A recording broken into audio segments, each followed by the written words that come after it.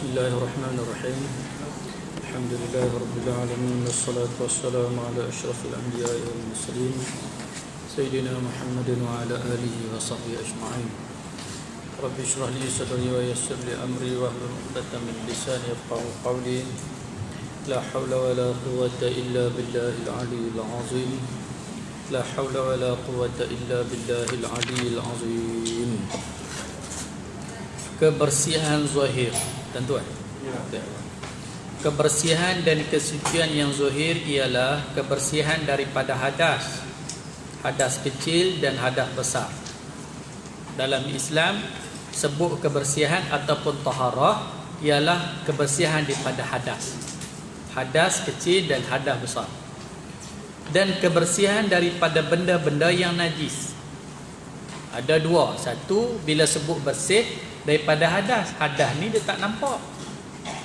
Hadas kecil, hadas besar dia tak nampak. Tapi dalam Islam dia kira tak bersih. Jenis kapiak, dia kira nampak najis, dia basuh lah. Ada pun yang tak nampak, kira tak ada. Kita ada lagi, orang panggil hadas. Hadas ni hak tak nampak. Bila berlaku persetubuhan, hadas besar. Ada tak nampak hadas? Tak nampak.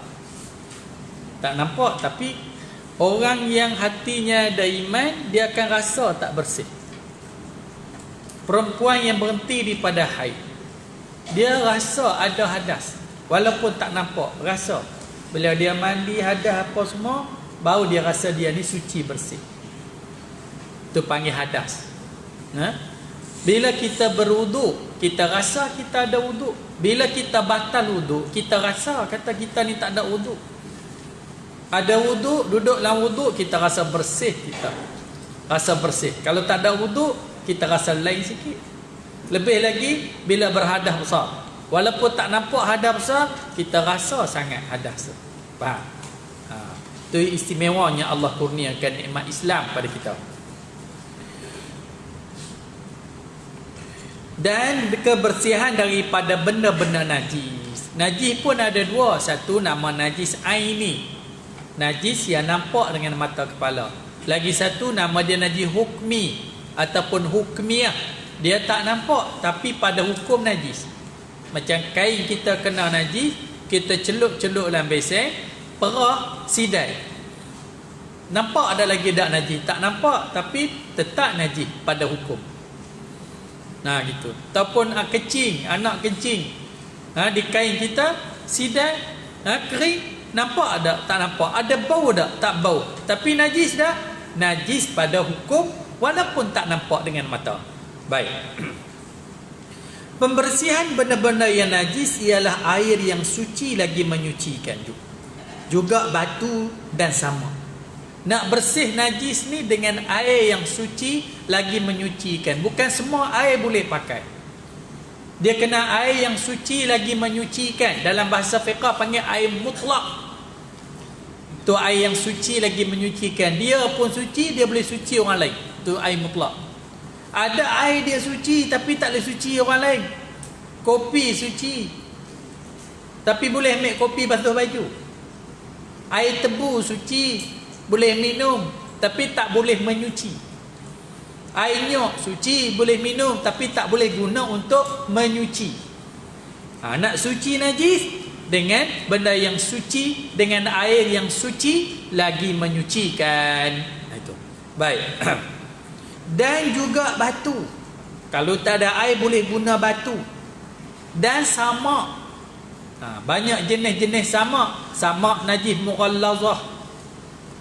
Hak kena anjing babi, ada cara dia. Ke depan dia ajak. Lagi samak kulit-kulit binatang yang kita nak pakai. Tu jenis lain. Macam kulit-kulit binatang yang kita nak guna kulit dia, boleh samak. Binatang tak boleh dimakan. Macam kulit ulat sawah, boleh dipakai. Nak buat beg tangan boleh, nak buat tali pinggang boleh. Gitu. Boleh kalau ulat sawah masuk dalam rumah.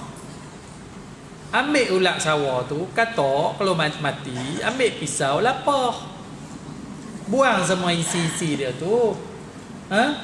Buang semua isi dia tu, cari daun lalang ataupun daun apa dia, apa-apa daun lalang, kan daun serai pun boleh. Tonyoh. Kulit tu bagi dia bersih. Lepas tu jemur kulit ulat tu bagi kering. Elok. Boleh pakai dia kulit ulat sawah? Boleh. Jual boleh tak? Boleh. Jual kulit ulat sawah. Boleh 500. Beli nasi kandak makan, tak apa, halal. Boleh. Beli beras, beli gula, beli apa semua.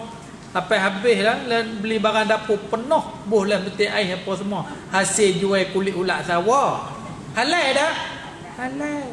Jual ulat sawah tak boleh, kulit ulat sawah boleh. Hukum fiqh lah yang apa nak kena tangkap dengan apa dia, ada jaga binatang veterina ke apa tu punya pasal lah, tu bukan kerja saya. Kerja saya abang kata halal ataupun haram. Nah gitu. Boleh. Jual kulit ulat sawah boleh. Jual ulat sawah tak boleh. Kenapa? Yang tu halal. Tapi dengan syarat sama. Sama bukannya sama macam anjing babi tu dah. Sama dengan benda-benda kesat. Lalang, ambil daun serai, apa, tonyoh buat. Tu cerita dia. Boleh? Manakala pembersih hadas pula ialah wuduk, mandi, tayamum. Nak bersih dengan hadas ni ada 3. Wuduk, mandi, tayamum. Itu cara depan semua dia ajar. Bagi menyempurnakan kebersihan zahir, diberi panduan juga untuk menjaga kebersihan anggota tubuh badan yang tertentu secara khusus. Yang tadi nak semayang, kena suci daripada najis. Nak suci daripada najis kena guna air mutlak. Kena suci daripada hadas kecil, hadas besar. Nak suci hadas kecil, hadas besar, kena ambil wuduk. Hadas kecil, hadas besar, kena mandi. Yang ni buat ibadat sah lah. Tapi kesucian tubuh yang elok kita orang Islam ni duduk dalam bersih, suci. Gitu. Ada lagi yang nak kena suruh, yang buat, dia cuma tak wajib saja. Baik. Di antaranya ialah kebersihan mulut. Ini ditegaskan dalam hadis yang berikut. Orang Islam kena jaga mulut. Pertama, jaga mulut. Mulut tu jangan lepas cakap ikut dan. Yang kedua, mulut tu jangan busuk. Busuk orang mulut tu tak pakai topeng tu. Bau sendiri. Bau tu macam mana? Kita sendiri pun busuk. Tak ada. Tu tak makan apa tu. Jangan mulut kita busuk. Sebab apa? Ganggu orang. Mulut jangan busuk. Betul, kadang gila ada jenis penyakit resedung ke apa semua berubat. Cakap dengan orang bau busuk. Kadang-kadang orang segan nak habaq kata mulut hang busuk, tapi busuk. Ada, kita sendiri kena sedap. Sebab kita jenis muamalah dengan orang tak selesa. Bau mulut. Itu.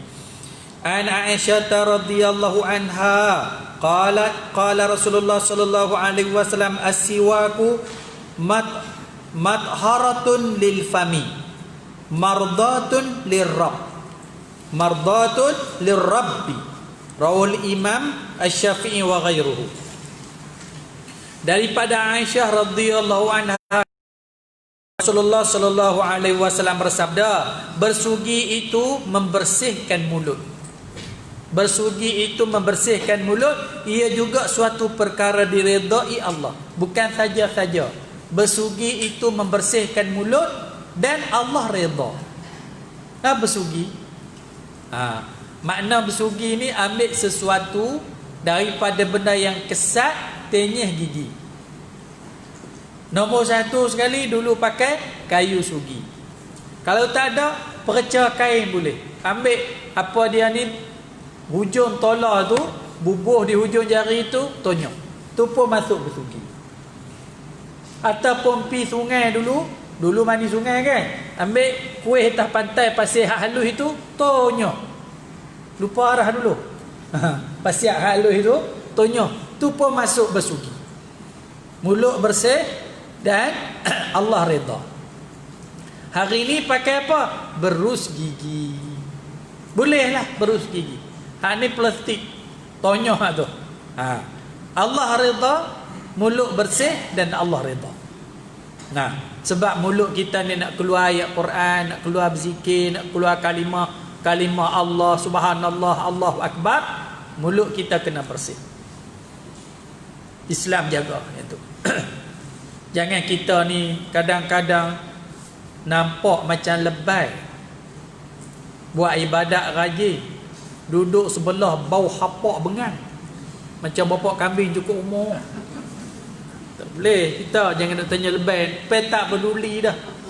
Sampai rambut pun berbuah, rambut apa semua, dia kira dia lebay dia. Dia kira dia soleh dia. Tak soleh. Orang soleh, orang lebay, orang apa ni Nabi dah ajak dah. Siapa lebih soleh pada Nabi? Gigi pun tak gosok, berdaki ya. Lubang hidung macam sombong kereta api. Berkeping-keping. Tak boleh. Orang Islam kena bersih. Ni kena jaga. Tua cara tua. Sudah berapa kali dah. Orang tua lah kena jaga nombor satu sekali. Ni dah. Kena bersih, kena lawa, kena segak, kena apa. Orang tua ni. Sudah berapa kali saya suka. Orang tua dia pakai baju kurung elok-elok, kasut elok, beg tangan elok, apa semua. Elok lah. Dah tua pakai huduh pula, lagi teruk pula. Dah berapa kali dah tu. Tua bergaya sikit tak apa. Tapi janganlah teruk sangat. Ada lah pakai elok-elok. Ada. Gitu. Jangan tua-tua pakai baju pun ikut dan je. Baju kurung pun cari ke bawah sengit, kiat sana. Dah lah tua huduh lagi lah. Tua tu huduh dah. Capu pakai huduh pula, teruk lagi lah. Ada. Laki-laki sama, perempuan sama. Bergaya kita ni. Tua-tua pun kena bergaya. Yang tua-tua buat muda, pakai baju tak pernah kancing. Apa semua. Tua bergaya cara tua. Tu Nabi kita ajar, tu sunnah Nabi. Ada. Sunnah Nabi. Ingat kita buat ikut sunnah Nabi, dapat pahala. Baluk serban elok-elok, pakai baju Melayu elok-elok. Jubah tahu lupi Mekah beli hak mahal sikit. Ni beli jubah 15 riyal. Nak elok lagu mana? Dia tak nak pergi masjid, dia pun buat apa? Iyalah. Beli siakah ke, asil ke, haramain paling kurang. Hak paling kuman sekali haramain lah. Ada? Ingat? Pakai elok. Kemas. Elok. Kebersihan tubuh badan kita jaga. Inilah al-aqlu salim fil jismi salim, kata Nabi. Akal yang sempurna letak pada badan kita sempurna. Kita kena ubah. Bila kita tua-tua ni kita kena ubah lagi banyak. Kita jaga tubuh badan kita. Jangan tua kita tak peduli, makan tak peduli, pakai tak peduli, apa semua tak peduli. Kita dah tua, kita kena jaga. Sama agak macam-macam tua ni. Jangan pakai elok. Nabi suka tutup aurat lah, tapi elok kita pakai. Ada sesuai dengan kita. Saya suka tengok orang tua dia pakai baju Melayu, kain pelekat tu kena dengan baju Melayu. Dia ni bini lah kena ambil peranan. Orang lelaki dia tak kira capai ada baju Melayu mana, pelekat warna apa, dia tak kira. Kadang dia pakai kain pelekat warna hitam, baju warna kuning. Ikut dia dunia apa. Sengah orang perempuan-perempuan kadang tua-tua bukan dia kerja apa, kerja layan suami. Anak-anak tak ada habis dah. Ada tekok tu hak tua pun. Ada. Layan dia lah, jaga lah. Panggil pakai baju macam ni apa semua tu tua. Ni tak peduli langsung, kira dia tak kena juga. Gitu. Jagalah. Tu panggil. Nabi suka. Ini sunnah Nabi. Sunnah Nabi. Pakai elok. Nabi pun pakai elok. Tu. Elok tak semestinya mahal. Kena cara. Ada. Pakai. Itu cerita. Lebih-lebih kita berpakaian sunnah. Pakai jubah, pakai serban, pakai elok. Baju Melayu pakai elok. Kita tua. Kita tahu kita tua. Bukan kita tua, kita buat lebih kurang dah. Tua kita elok pakai. Baru orang tak hina kita. Orang boleh tengok makcik malu ni nampak elok pakai tua-tua pun. Itu cara dia. Islam tunjuk kebersihan kena jaga. Gosok gigi. Tu kita. Ni hadis sahih riwayat Imam Syafi'i dan lain-lainnya. Ditegaskan dalam hadis berikut. An Abi Hurairah radhiyallahu anhu, anin Nabi sallallahu alaihi wasallam qaal, laula an ashaqqu 'alal mu'minin wa fi hadisin Zuhairin an ummati la amartuhum bisiwaki inda kulli salatin. Rawahul Muslim. Daripada Abu Hurairah radhiyallahu anhu, daripada Nabi Muhammad sallallahu alaihi wasallam, sabdanya, kalaulah tidak aku akan memberati orang-orang beriman, nescaya aku akan perintahkan mereka bersugi tiap-tiap kali mereka mengerjakan sembahyang. Hadis sahih riwayat Muslim. Kata Nabi, kalaulah tak menyusah umat aku nak wajib tiap-tiap kali nak sembahyang kena bersugi. Tiap-tiap kali nak sembahyang kena bersugi. Kalaulah umat aku tak susah. Tapi kalau aku wajibkan lagu tu juga, takut umat aku susah. Lalu Nabi tak wajibkan. Tapi Nabi galakkan umat dia rajin bersugi, jaga gigi. Nada anugerah Allah. Kadang-kadang gigi kita rosak, sakit gigi, suruh cabut, buang senang. Tak, tuan-tuan. Mungkin sebab kita tak jaga. Sebab tu nak tidur, dia ajar kita supaya kita bersihkan gigi. Ni pakai gam tidur, makan macam-macam. Lepas tu tidur, gigi tak gosok. Dia jadi macam asid. Jadi apa, duk makan gigi sikit. Tiba-tiba rosak gigi. Ingat, tubuh badan kita anugerah Allah, jaga. Nah, jaga elok-elok. Lebih lagi macam katalah kita ni tua, macam kereta enjin tua. Nada, dia kerja nak rosak je. Tapi kalau jaga elok-elok boleh pakai lagi kan. Boleh pakai. Kita pun sama, jaga anggota tubuh yang Allah Ta'ala kurniakan pada kita. Bukan sekat membersihkan mulut, bahkan beberapa anggota tubuh badan yang tertentu dituntut oleh syarak membersihkannya, seperti diterangkan dalam hadis yang berikut. An Abi Hurairah radhiyallahu anhu anin Nabi sallallahu alaihi wasallam qala, khamsun minal fitrati al-khitan wal istihdadu wa taqlimul azfar wa natful ibta wa natful ibti wa qussus syarabi. Daripada Abu Hurairah radhiyallahu anhu, daripada Nabi sallallahu alaihi wasallam, peraturan-peraturan kebersihan yang dituntut oleh agama, iaitu berkhatan. Awal lagi kita kena berkhatan, orang Islam. Pasal apa berkhatan ni? Tajuknya nak jaga kebersihan. Orang tak khatan, tak bersih, dia lekat segala najis celah-celah tu. Awal-awal lagi berkhatan ni wajib. Kita panggil bersunat, tak tahu pasal apa nama bersunat. Sunat berwajib, kena berkhatan. Di situ tunjuk Islam jaga kebersihan. Agama lain dia bukan ada. Bahkan hari ini tuan-tuan, orang-orang kafir atau Islam, dia galakkan anak-anak dia berkhatan. Pasal apa? Banyak kebaikan dia. Kebersihan jaga, cukup baik. Apa semua? Anak-anak mereka suruh berkhatan. Dia tiru Islam. Tiru. Bahkan dulu-dulu pun, orang-orang pendalaman ni. Tentang ni orang bagi buku kat saya, pergi Kuala Lumpur hadiah buku apa? Nelson Mandela. Dia ada buku sejarah hidup dia tu. Ada. Saya pun baca, orang bagi buku, saya baca buku apa saya baca. Itu. Saya baca Mandela ni waktu dia kecil dulu. Dia asalnya dia tak ada agama. Orang Afrika, tapi Kristian masuk, Kristian bawa masuk apa dia? Kristian lah, orang putih, orang kulit putih. Orang panggil, orang masuk Kristian. Jadi depa jadi Kristian gitu je lah. Ada. Islam tak masuk dekat dulu mungkin kawasan tu semua.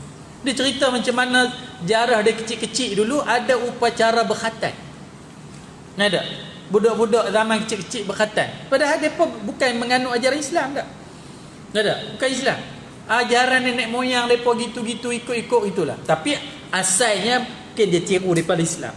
Maknanya anak-anak orang kafir pun yang tidak difardukan supaya berkhatan, mereka berkhatan. Orang Afrika, orang apa semua yang tak ada menganut ajaran apa, jenis ikut nenek moyang apa semua pun ada berkhatan. Ada berkhatan. Tu cerita dia. Islam awal lagi dah tetap dalam kitab fiqh, berkhatan ini wajib demi menjaga kebersihan. Jaga kebersihan. Ini Mandela kalau tu macam buku saya baca apa semua, depa punya depa berkhatan. 20-30 orang sekali. Cuma upacara-upacara banyaklah, lagi susah. Kita mudah je, kerat sudahlah. Mereka mereka campur lagi dengan amalan nenek moyang begitu begini, kena duduk apa semua, tapi tajuk dia khatan. Khatan.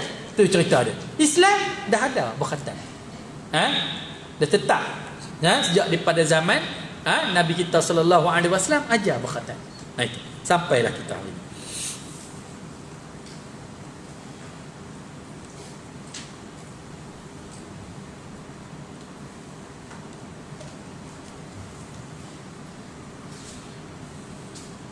Iaitu berkhatan, satu, mencukur bulu ari-ari. Itu juga untuk cukur bulu ari-ari. Memotong kuku. Tu jaga kebersihan Islam, memotong kuku. Potong semua. Kadang-kadang tu dah potong kuku, taruh sikit di ujung kuku tu. Jari kelingking tu simpan kuku panjang. Belah Indonesia banyak. Kiai-kiai pun kadang kuku panjang. Apa semua. Belah kita kat ni tak ada, alhamdulillah. Pagi tak kerat semua. Dia tersenang taruh satu buah-buah nak colek udung. Colek lubang hidung. Tak elok. Kerat kuku. Ini Nabi ajar. Mencabut bulu ketiak. Tu Nabi suruh mencabut bulu ketiak. Bulu ketiak ni kena cabut. Dah hajat cukur dah, bila nak cabut meleleh ayat hidung kan. Gitu. Yang penting bersih dan menggunting misai. Menggunting misai. Nak taruh tak apa, tapi kena gunting, kena andam dia. Itu. Janganlah misai petutojoh bibir mulut. Dia minum teh tarik, dia minum sedap, orang nak termuntah. Mutih lekat kat misai tu. Tak boleh. Simpan misai tak apa. Kalau nak simpan, nak potong pun tak apa, nak simpan pun tak apa. Bahkan Sayyidina Umar dah simpan misai, siap buat tarik tu lagi Sayyidina Umar. Tapi kemas. Tak ada, kemas. Kalau malas jaga, cukup tarik. Kalau nak taruh misai, bila nampak handsome sikit, potong, jangan bagi nampak berselerak. Ni siapa aja? Nabi kita Muhammad sallallahu alaihi wasallam. Bila nampak kemas. Ni makan orang misal tak nampak bibir mulut, sengap duduk dalam tu. Nampak gigi dia mengangang. Lepas tu saat pergi makan, tak pergi kita makan orang, lekat gulai kot celah tu, dia jilat pula dengan lidah. Orang pun termuntah dengan terbahang. Tu cerita dia. Tak apalah misal. Itu kita kena kira orang sama. Itu. Baik. Dalam hadis berikut diterangkan beberapa perkara lagi selain daripada sebut dalam hadis yang lalu. Ada lagi. Nabi suruh jaga kebersihan. Ana Aisyah radhiyallahu anha qalat qala Rasulullah sallallahu alaihi wasallam ashrun minal fitrati qassus syarab qassus syarib wa i'fa'ul lahyati was-siwaku wastinshaqul ma'i wa qassul azfar wa ghaslul barajin wa natful ibti wa halful ana wa intiqasul ma qala Mus'ab nasitul ashirah illa an takuna madmadah. Rawahu Muslim. Daripada Aisyah radhiyallahu anha katanya Rasulullah sallallahu alaihi wasallam bersabda 10 perkara peraturan kebersihan. Tadi 5, ni ada 10 perkara berkaitan dengan kebersihan Nabi sebut. Yang dituntut oleh agama 10 ni. Bukan saja-saja agama tuntut, iaitu menggunting misai. Macam tadilah, misai kena gunting. Melayu panggil andam misai. Baik nampak kemas.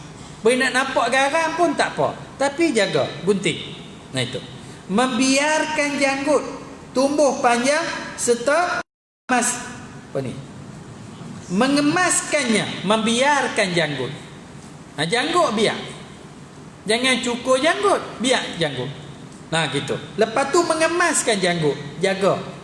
Nabi sikat janggut dia, jaga bagi elok. Janggut nak biak tak apa. Nak biak janggut. Biak janggut tumbuh. Tak payah cukur. Tapi jangan terlampau panjang sampai orang panggil sampai naik pelik. Tak ada ulama sebut kenapa orang tidak bersederhana dalam janggut. Tahu ulama kenapa orang tidak bersederhana dalam janggut. Walaupun janggut ni boleh panjang, jangan panjang sangat sampai duduk di pusat tu. Apa panggil? Bersederhana dalam janggut. Tapi misal jangan biak panjang. Andam dia. Itu cerita dia. Bersugi. Tadi menyedut air membersihkan hidung. Sedut air masuk dalam hidung, bagi keluar balik itu. Memotong kuku, membasuh buku-buku jari.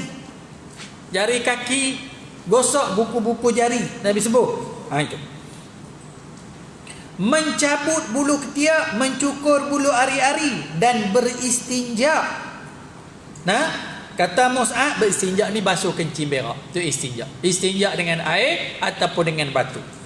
Kata Mus'ab, salah seorang daripada hadis ini, dan aku lupa akan perkara yang ke-10. Periwayat hadis ni, Mus'ab kata aku tak ingat apa yang 10 tu.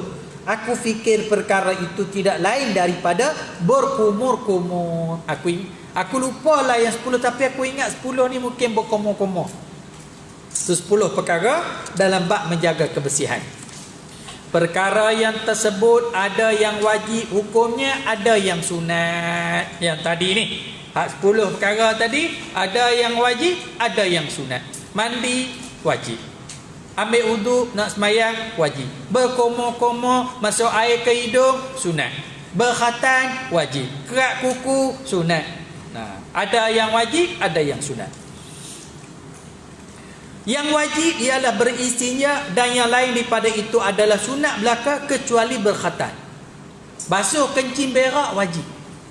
Tak basuh haram. Gitu. Sebab tu kita orang Islam tandah-tandah lah ni ada hak jenis berdiri tu. Tapi aib kalau orang Islam duk pergi berdiri tentu juga. Tandah-tandah awam tu. Malu ke orang aib ni masuk tu. Walaupun dia masuk dalam tandah itu dia kencing berdiri. Kerana bila kencing berdiri itu lebih selamat. Kok kena tak apa. Tapi jangan kencing hak tempat terbuka tu aib. Kena Pak Haji pula buh piah tak kepala pula. Pergi kencing berdiri tentu. Huduh orang nampak. Malu, aib ni malu. Kalau dia masuk dalam tandas tutup tu dia kencing berdiri, taklah salah. Kerana payah. Kalau dia nak duduk payah, tak apalah berdiri. Tapi jangan tempat terbuka tu. Ingat, basuh wajib. Walaupun tak apalah, tak kira dia tak boleh. Rotok-rotok saja tak boleh. Kena basuh. Basuh kencing berak tu wajib, tak basuh haram. Sebab apa? Dia biak tubuh dia berlumuran dengan najis. Itu wajib basuh. Menurut mazhab Syafi'i, berkhatan adalah wajib bagi orang-orang yang telah dewasa. Uraian lanjut mengenai masalah ini ada dipaparkan dalam kitab-kitab fiqh. Dia tak mau ceritalah bab khatan, kerana dalam kitab fiqh kitab ni nak masuk cerita tentang bab taharah, bab semayang. Bab khatan ada tajuk dalam kitab fiqh. Kamu cari bab khatan, ngaji tentu panjanglah huraian ulama hurai. Itu. Jelasnya kebersihan dan kesucian dalam segala bentuk adalah dituntut oleh syarak. Ini disimpulkan dalam hadis yang bermaksud kebersihan itu adalah daripada iman. Kebersihan itu adalah daripada iman. Hak ni semua orang sebut an-nazafatu minal iman. Kebersihan itu sebahagian daripada iman. Bersih itu sebahagian daripada iman.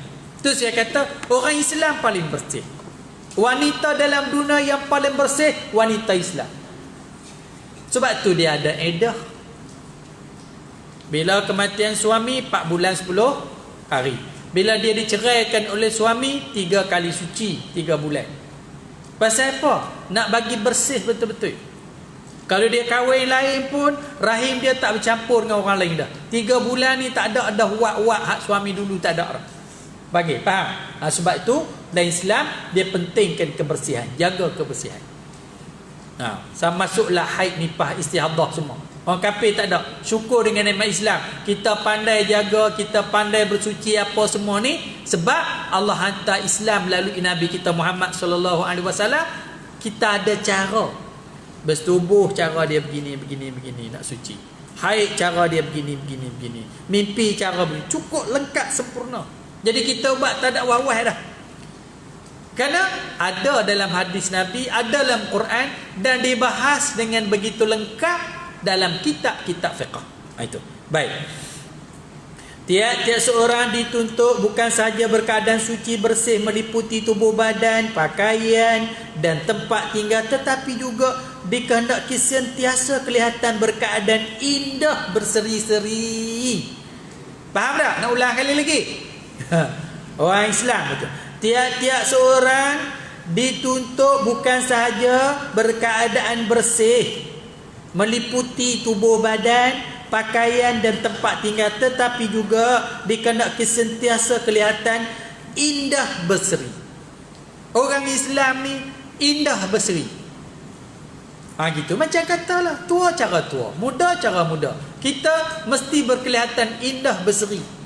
Kita bila kita pakai elok, kita ada keyakinan. Ada keyakinan diri. Nak pergi tempat orang, nak pergi majlis orang, nak bercakap dengan orang, nak berurusan dengan orang, elok. Elok. Sebab tu pakailah pakaian indah. Indah berseri. Itu cerita. Kita baik laki-laki, baik perempuan. Bab-bab ni orang laki-laki dia tak apa nak kisah sangat. Tapi kalau bila ubah baguslah. Orang perempuan, saya sebut dah. Tua kita tua satu bab. Tak ada sebab tua kita nak selekeh. Tak ada sebab. Itu. Itu saya sebut, saya suka tengok orang perempuan tua-tua pakai baju kurung. Tak. Baju kurung. Ini baju tradisi kita. Baju kurung, pakai elok-elok. Tak. Baju kurung elok-elok. Dia pakai. Pakai. Itu pakaian kita. Tak huduh pun. Tempah pun tak mahal. Orang pakai. Orang laki-laki ada Melayu kita, baju Melayu. Sekala kita nak pakai jubah, orang perempuan nak pakai jubah, tak apalah, pakailah. Tapi tradisi elok-elok baju korang pakai. Gitu. Tutup aurat sempurna. Kena pula baju tradisi Melayu ni tuan-tuan, tutup aurat sempurna. Ada? Tutup aurat sempurna, elok. Tuan-tuan sekalian, elok. Tu contoh. Tengok apa dia tu? Bekas Gubernur Bank Negara dulu kan. Tapi dia ni tak pakai tudung. Tapi dia sentiasa baju kurung. Ada. Sentiasa baju kurung. Tengok elok. Pada cekuk tak kepala sikit elok lah. Ada tu bab dia. Bab dia. Tapi orang suka tengok. Ada. Orang suka. Nama apa? Zeti Aziz. Ada. Zeti Aziz. Apa perhati tengok. Elok. Ada. Betul pakai elok-elok. Tua-tua pun. Pakai. Kenapa? Kita kena jaga. Supaya kita ni indah berseri. Indah berseri. Tu cerita dia. Rupa parah kita, yang itu benda yang ditakdir, tak ada siapa boleh ubah. Itu takdir Allah, rupa parah kita begitu. Tuan-tuan tengok cermin, tengok muka kita, inilah takdir Allah. Allah buat kita macam tu. Kalau hidung mancung-mancung lah, kalau kepek-kepek lah, kalau hitam-hitam lah, kalau putih-putih lah, mata sepek-sepek lah, mata luah-luah lah. Nampak ke mana? Hidung kembang ke kecuk ke? Itu takdir Allah sejak pada azali buat kita macam tu. Ni kita kena beriman dengan qada dan qadar. Itu. Allah anugerahkan pula pakaian. Allah anugerahkan pula pakaian. Pakailah. Anugerah Allah pakaian Allah bagi. Boleh pakai baju kurung, boleh pakai warna. Warna Allah tak tetap. Mana dalam hukum fiqh tetap warna? Mesti kena pakai biru daripada muda sampai tua sampai mati. Mesti kena pakai kuning daripada muda sampai tua. Tak. Islam kata tutup aurat dengan sempurna. Nak pakai biru kah, nak pakai bunga-bunga kah, nak pakai batik-batik kah, nak pakai kosong, itu ikut suka apa semua. Semua dalam hukum fiqh tu ada tabarruj, jangan melampau. Jangan melampau. Nah, mentah-mentahlah buntu tok orak tapi melampau sangat. Itu. Jangan katalah. Kan saya sebut selalu orang perempuan dia pakai tudung. Pakai tudung. Dia bola paku satu tang ni. Tak apa. Ni sampai 10 paku. Tang ni paku, tang ni paku, tang ni. Tu melampau nama dia. Dah orang tengok pun tak elok. Faham tak? Hak melampau ni tengok pun tak elok. Macam orang pakai cincin. Ada tak? Pakai cincin. Boleh pakai, orang perempuan nak pakai emas. Tapi kalau melampau tengok pun tak elok. Ni barang emas belah sini jengkai, belah sini jengkai, jari sampai 10 jari ada cincin. Elok ke? Tak elok. Ni ramah-ramah pula, ngekabui pula. Semua tu sampai jari jadi macam robot apa semua. Elok ke? Tak elok pun. Sebab apa? Melampau. Pada bila melampau ni, Islam pun tak bagi melampau. Sebab apa? Tak elok. Tak elok. Sederhana. Khairul umur awsatuha. Sebaik-baik pekerjaan sederhana. Orang tengok pun relax je apa semua. Tu cerita. Hari ni mengaji bab keterampilan. Bab pakaian. Bukan sekadar jaga kebersihan saja. Dan tuan sekalian. Gitu. Jaga wajah pakaian indah, berseri. Tu disebut dalam kitab ni. Sesuai dengan ajaran Islam yang diterangkan dalam hadis berikut. An Abdullah bin Mas'ud radhiyallahu anhu anin Nabi sallallahu alaihi wasallam qala Inna Allaha jamilun yuhibbul jamal. Ni kata tadi bersih, yang ni nak kena berseri pula. Riwayat Muslim daripada Abdullah bin Mas'ud radhiyallahu anhu daripada Nabi Muhammad sallallahu alaihi wasallam sabdanya, sesungguhnya Allah bersifat dengan segala sifat-sifat yang indah, dan kerana itu ia redha dengan keindahan dalam segala bentuknya. Allah itu indah dan Allah suka yang indah-indah. Yalah, kalau kita pakai nak bagi indah, kita nak bagi orang panggil kerana nak bagi Allah suka, dapat pahala. Beli jubah elok-elok kita pakai, pakai kasut elok-elok. Bukan pasal kita nak menunjuk ke orang ke apa semua, pasal panggil kita suka indah kerana Allah suka indah. Bahkan kalau kita pakai baju lawa, orang puji kita syok. Riak tak? Tak riak. Faham tak? Tak riak. Orang kata baju hang lawa, kita sonok lah orang kata baju kita lawa. Riak kan? Yang tu dalam pakaian. Memang pun kita pilih teruk-teruk orang kata lawa, seronok lah. Tak ada masalah. Yang tak bolehnya orang puji ibadat kita seronok dengan pujian orang. Yang tu salah, yang tu riak. Faham tak? Itu kita kadang silap faham. Busyra fil hayatid dunya, ayat lepas kita mengaji. Kegembiraan hidup di dunia. Itu antara kegembiraan hidup di dunia. Kegembiraan hidup di dunia. Orang sebut kebaikan yang kita buat, yang kita rasa gembira. Itu kegembiraan hidup di dunia. Macam orang perempuan dia bubuhlah lansir di rumah dia, kawan ambil lawa lansir tempah kat mana? Dia punya seronok lah orang kata lawa. Tu riak dah masuk neraka dak. Lansir je pun. Faham? Benda-benda begitu. Tapi di ibadat jangan. Nak semayang nak bagi orang puji, baca Quran nak bagi orang puji syak. Ini kita dengan Allah Taala. Hal-hal dunia soal lain. Pada hal-hal dunia soal lain. Baju kita orang nampak orang kata lawa. Jam kita nampak orang kata lawa, kita ni smart, kita ni apa semua. Kalau orang sebut begitu, hati kita rasa seronok, tak apa. Itulah kegembiraan hidup dunia. Takkan lebih nak kena mazhab, tak apa seronok sedia. Tu silap. Terkadang silap faham. Innallaha jamilun yuhibbul jamal. Allah tu cantik dan Allah suka yang cantik. Allah suka yang cantik. Apa pakailah. Pilihlah. Tu cerita dia. Lagi mana kita hidup ni, jagalah. Baik. Kebersihan batin. Jadi ada dua perkara, bersih dan kemas kita panggil. Kebersihan batin. Kebersihan dan kesucian batin pula ialah pertama, membersihkan jiwa daripada kesan-kesan dosa. Dosa ni tuan-tuan terasa. Kita tak selesa kita ada dosa. Nada.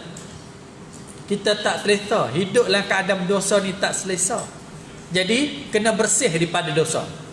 Dan perbuatan maksiat bersama juga. Bila kita buat maksiat ni, walaupun tak nampak, kalau boleh belah hati kita, buka tengok, nampak hati saja, tak nampak dosa berkeping-keping, tapi kita rasa kita ni tak bersih. Mana? Tak tenang, tak bahagia, tak apa. Walaupun kita mandi tonyoh dengan sabun, pakai dengan shampoo, lepas mandi sembuh minyak wangi apa semua, okey, luar kita cantik, elok, tapi kalau hati kita tak bersih, kita tak tenang juga. Pasal apa? Pasal kemarin kita buat dosa, kemarin kita buat maksiat. Lagi mana hang tak bersih yang tu, hang duduk tak sedap. Kalau hang mati dengan dosa tu lagi tak sedap, lagi tak sedap. Bersih. Apa dia?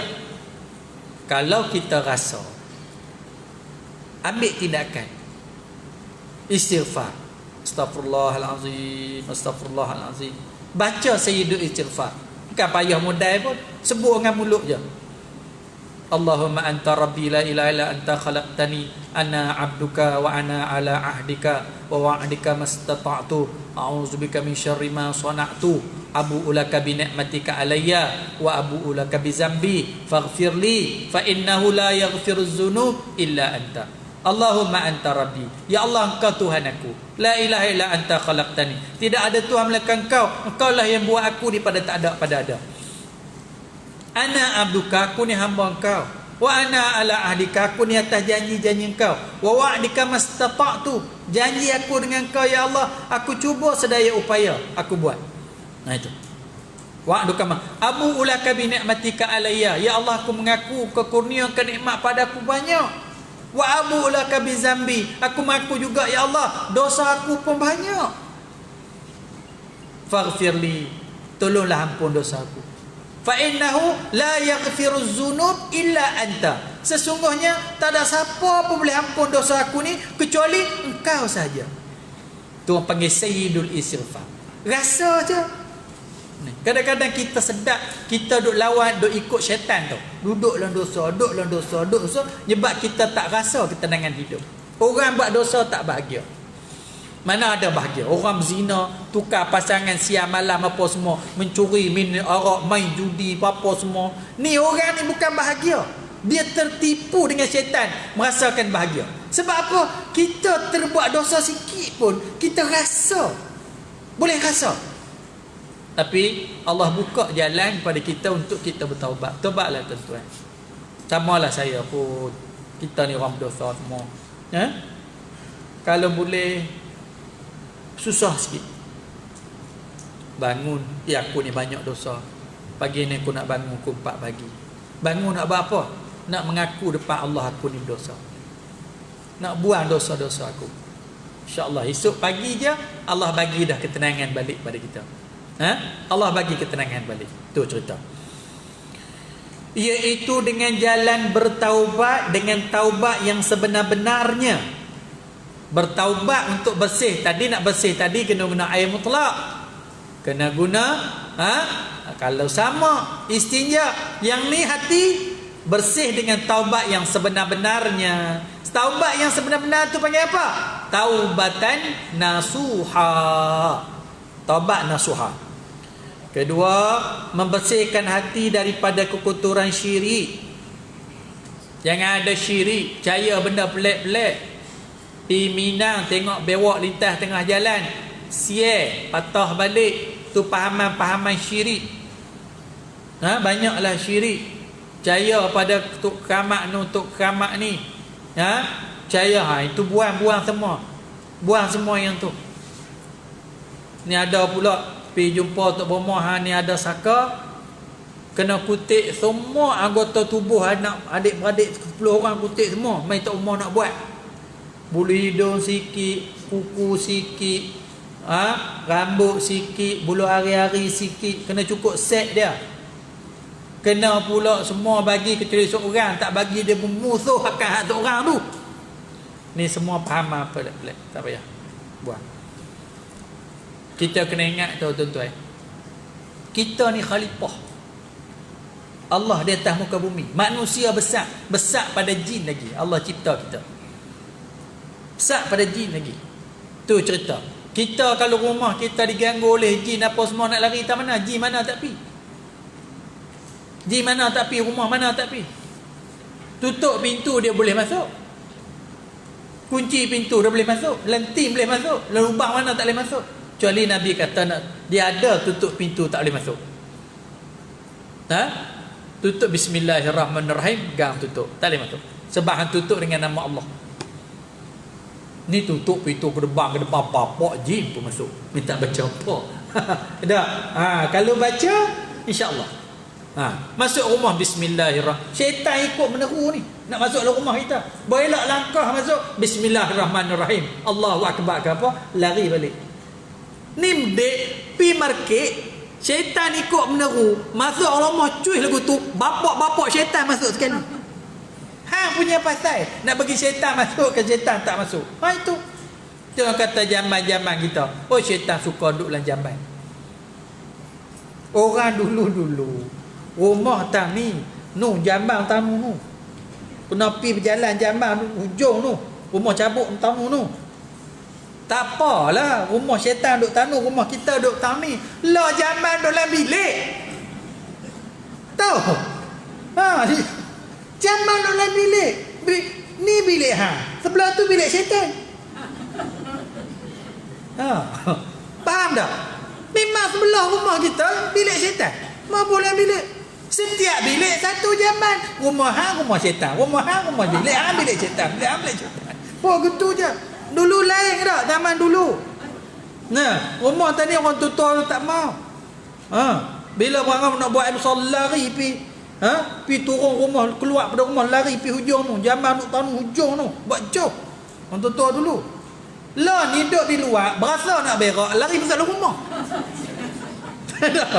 Lari masuk dalam rumah. Bukan dekat masuk dalam rumah. Masuk dalam bilik tidur tu. Pitang tu. Nak buat mana? Nak beri ketuk buah jamban tu. Apa semua. Tak ada arah buat ke mana. Betul orang kata, pintu tu kena tutup. Jangan duk tengah-ngah malam-malam. Ni ada pintu tandas dalam bilik kita tu kena tutup. Dia kata bersih tutup apa? Lepas tu masa tutup pula baca bismillah. Bismillahirrahmanirrahim, gang tutup. Hang duk dalam jamban, aku duduk tang ni. Bohong, tak ada baca tu kalau lah jin kacau lah, apa kacau lah, duk tumpang. Hang rumah dia pun dalam tu. Faham tak? Kita baca kan syaitan suka jamban tak? Suka tu tempat dia. Rumah orang dulu lain lah. Kadang jamban pun tak ada. Ke jamban langut langut kiri langut kanan. Tu. Zaman dulu buat cangkui tak tu. Ada. Terui tak ada. Lepas tu mari modern sikit ada jamban. Cuma nak pergi ke jamban pun duduk ujung. Orang dulu dia jaga. Ada. Bukan dia tak reti buat jamban lah rumah orang dulu dia reti. Dia reti, orang dulu reti tapi dia fikir kali ingat buat rumah syaitan apa aku buat cuk apa semua. Lah dia fikir senang. Lepas tu fikir pula takut sakit lutut. Buat apa semua. Tu cerita dia. Tapi nak buat ke mana dah passion tu dah, cuma mulut kita tu lah kena latih. Mulut kita kena latih. Nak baca bismillah dalam jamban tak boleh. Nak baca yasin pula jamban hamba syaitan. Mana boleh, tu jamban. Ada. Jamban, lepas tu cara dia macam mana? Bismillahirrahmanirrahim, lepas keluar jamban bismillahirrahmanirrahim, gang tutup. InsyaAllah. Dia duduk dalam tu, aku duduk dalam ni. Panggil. Tu cerita. Baik. Dan hasad dengki. Bersih jiwa hasad dengki. Buang. Dendam. Tipu daya. Takabur. Sombong. Angkuh. Riak. Bermegah-megah. Dan sebagainya. Cara membersihkannya ialah dengan berlaku ikhlas dan yakin, mencintai kebaikan, bersikap sabar, bersifat benar, merendah diri, dan segala amal usaha dikerjakan hendaklah ditujukan kerana Allah Azza wa Jalla. Cukup tak takat dengar yang tu? Tak cukup. Nak buat ke mana? Ngaji lagi satu ilmu. Nama apa? Ilmu tasawuf. Ini untuk ubat hati. Fiqh untuk jaga akidah. Apa dia? Apa dia? Tauhid untuk jaga akidah. Fiqh untuk jaga ibadah. Tasawuf untuk jaga hati. Itu. Baik. Selagi keadaan batin dibiarkan bersarang dengan kekotoran sifat-sifat keji, maka kebersihan dan kesucian dituntut oleh syarak itu masih belum sempurna. Hang semayang elok, hati hang tak bersih, tak sempurna. Sebab semua nak letak di hati. Hang sebut zikir di lidah, zikir nak masuklah hati, hati dah kotor. Iman duduk di hati. Sarang iman tu hati. Sarang iman tu hati. Kalau hati kotor, macam mana? Hati kotor macam mana? Kita masak lauk gulai. Nak gulai nak cedok tu, nak cedok masa gulai tu bersihlah kita buat. Nak cedok bubuhlah mangkuk tu. Mangkuk tu kena tengok dulu. Kalau mangkuk duk dalam lama lemari, lipas beranak pinak situ, dengan tikus semua duk main dalam tu, cedok gulai yang sedap tadi, bubuhlah mangkuk yang penuh dengan najis. Gulai elok tak? Tak elok dah. Iman sama, amal sama. Tapi nak letaklah hati hang tu, hati hang kotor. Daripada iman yang elok, jadi iman habis berfirak tak elok habis. Sebab tu kena bersih. Bersih dia mudah saja, istighfar. Nak bagaimana terbuat dah dosa? Faham tak? Jadi saya kata, nak buat lagu mana dah terbuat dah dosa. Cara dia astaghfirullahalazim. Astaghfirullahaladzim. Bagi bersih balik. InsyaAllah bersih balik. Senang. Itu. Habis. Hukum air dan bahagian-bahagiannya. Baru dia nak masuk cerita pasal air. Yang mana air boleh guna untuk bersuci, yang mana tak boleh untuk bersuci. Sekat tu dulu. Wallahu subhanahu wa ta'ala a'lam. Bismillahirrahmanirrahim. Allahumma salli ala sayyidina Muhammad. Allahumma inna nas'aluka uluman nafi'ah wa arzaqan wasi'ah, amalan salihah wa sa'adatan darain wa husnul khawatim wa anta khairu raziqin. Rabbana zalamna anfusana wa illam taghfir lana wa tarhamna lanakunanna minal khasirin. Rabbana atina fid dunya hasanah wa fil akhirati hasanah wa qina azaban nar. Sallallahu ala sayyidina Muhammad wa ala alihi wa sahbihi ajma'in. Alhamdulillah.